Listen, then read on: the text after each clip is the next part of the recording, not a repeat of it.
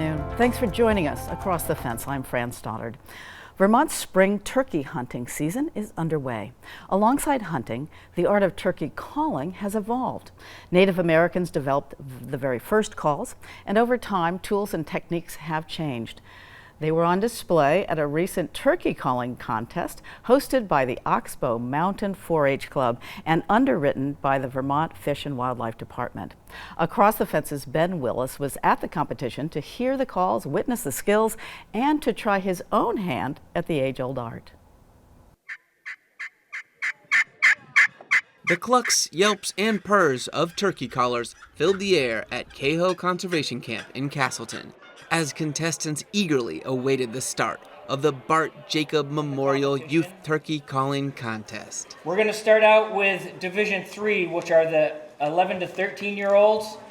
This competition started in Paulet, Vermont by Bart Jacobs. He was a local turkey call maker, and he was really interested in making sure youth had the opportunity to get involved with turkey hunting and calling. And your locator call. The event features a range of age groups, attracting both novice callers and more experienced veterans.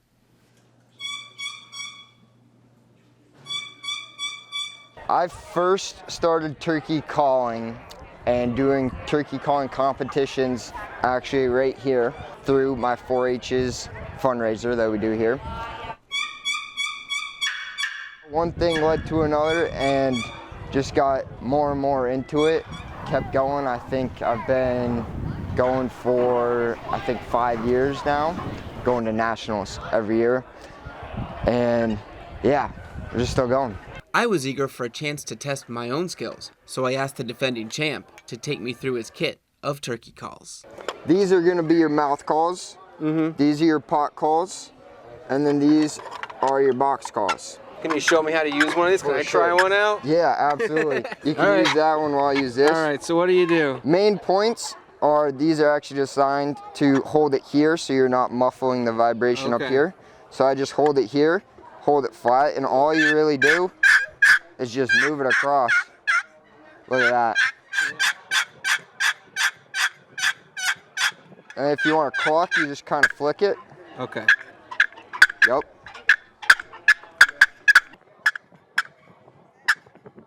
Right, so there's different types of calls. Yes, many different types of calls. So this is so what's this? That's nothing. That's an attempt to a yelp. And then you said that's a cluck. Yep. There is like yelp, but then within yelp, there's plain yelp, excited yelp, assembly yelp, adult hen assembly yelp, and then there's purring, and there's cluck and purr, just a purr, fighting purr, and then you have cluck, or you can do cutting, which is like just excited. When the hen's real excited, she's kind of going crazy. Then you have a fly down cackle, there's tree calling, Jake yelp, Kiki run. There's quite a few of them. Wow. It was clear I should leave this up to the professionals. As the competition began, I asked Judge Ken Jones what skills the judges would be looking for. Well, we're listening for realism. Doesn't necessarily have to be technically perfect as long as there's realism in there. Most of these young guys get started with friction stuff, box calls, pot calls. Those are considered friction. Anything that uses friction to create the sound would be considered a friction call. This would be an air call. Back in the days of the Native Americans, they used the wing bone of the actual wild turkey to make a call, a suction type call. But I'll just do a little demonstration on this mouth call.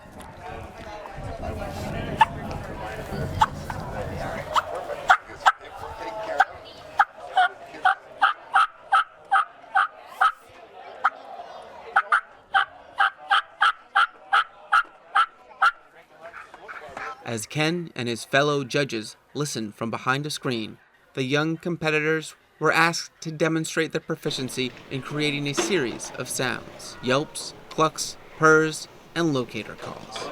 3, and I hear your yelp.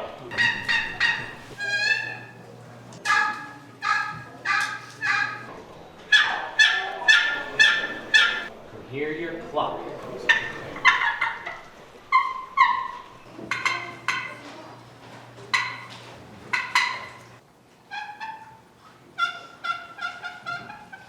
And your locator call.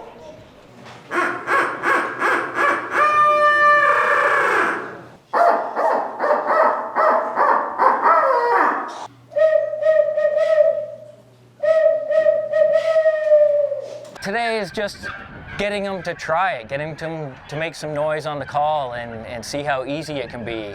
And then, if they're interested, take these skills that they're learning today out into the field and actually call a real turkey in. Throughout the day, excitement was in the air as turkey callers of all ages demonstrated their skills. But as the day drew to a close, the judges tallied their scores, and winners were announced. And first place, Colby Butler. For those interested in the art of turkey calling, but not hunting itself, Colby Butler explains that one does not need to be a turkey hunter to be a turkey caller. I turkey hunt quite a bit. I actually have 2 Grand Slams in a single year. But as far as like turkey calling when turkey hunting, big difference than the competitive turkey calling. So we say there are turkey hunters and there are turkey callers. So some people at these competitions, they are just like, they only turkey call, and then you have turkey hunters who shoot a ton of turkeys, but like honestly don't sound very good on a turkey call. But they hunt and harvest plenty of turkeys. If you are wondering whether the 4-H turkey call competition may reveal a new calling, Colby Butler has just one piece of advice. I would say just go for it. It's all fun. It really is just all for good cause, and just a bunch of friends doing what they all like. In Castleton, Vermont, at Edward F. Cahoe Conservation Camp, I'm Ben Willis with Across the Fence. For information about 4-H shooting sports or other opportunities in 4-H, check the website on your screen or call the state office at the toll-free number 800-571-0668. Vermont 4-H Shooting Sports is hosting its annual Jamboree starting July 14th in Paulet. For generations, 4-H has offered hands-on learning and real-world experience to young people. More recently, there's been a major emphasis nationwide on science, technology, engineering, and math. As the country's largest youth development organization, 4-H brings a dimension to STEM that goes beyond the schoolhouse. Keith Silva explains. Grab some scissors, popsicle sticks, and tape. Lots of tape, because 4-H's after-school STEM program is in session. I'm gonna make a normal house, but then I'm gonna make a bigger house that's better and cooler. That's a good point. They've already been doing their planning. Once a week, 4-H educator Margaret Cohen provides the tools and materials for JFK Elementary School's after-school program, 21C. The students do the rest. We're specifically doing STEM outreach that includes science, technology, engineering, math. So is this something to help cool his computer? I love to see them create and also to be able to bring resources to them and bring them the things that they can then use to create what's already in their heads. And so it's really rewarding to see what kids can do when they're inspired. Ricky Bailey has a much grander plan in mind for what he's building with glue and cardboard. Much grander. If you're super creative, you can make like really big projects. Is that what you're learning here? Yes, I wanted to learn how to engineer. Is that something you'd like to do when you get older? Yes. What are you going to engineer? Houses, roads, robots? Robots. The core belief of 4-H is the best learning comes from doing. Our type of outreach is hands-on, using creativity, sparking curiosity and interest in STEM.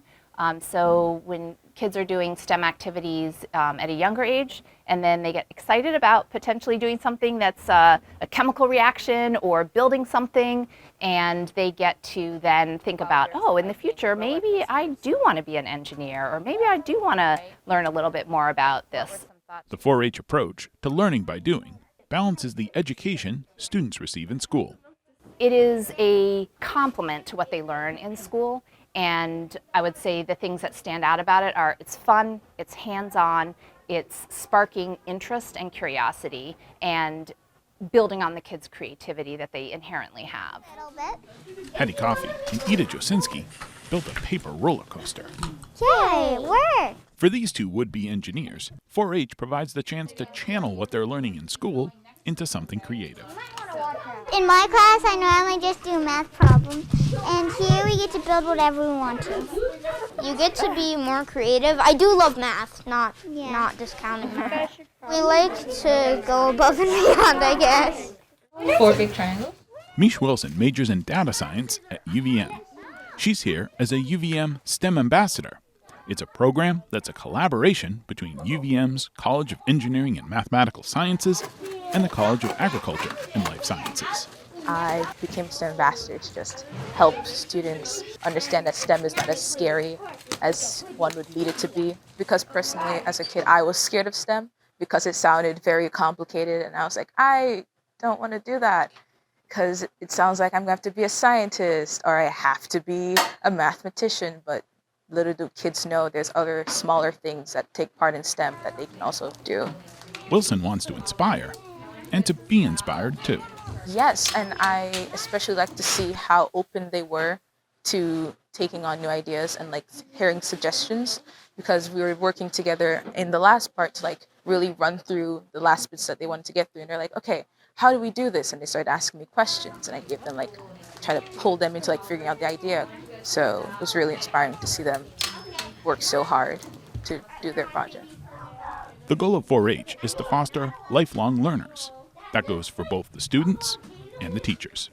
Kids always inspire me, actually. You know, I don't come in and say, oh, this is exactly how you have to do it. It's, what would you like to do? And what do you think would work here? So a lot of experiential learning is building on what they already know and building on their interests. They always surprise me, and I'm always walk away like, I never thought of that, but they, you know, the third grader thought of something new that I hadn't thought of. There's a lot to build on with Vermont 4-H's after-school STEM program. In Winooski, I'm Keith Silva with Across the Fence. Thank you, Keith. And once again, thank you for joining us Across the Fence. I'm Fran Stoddard. Stay well.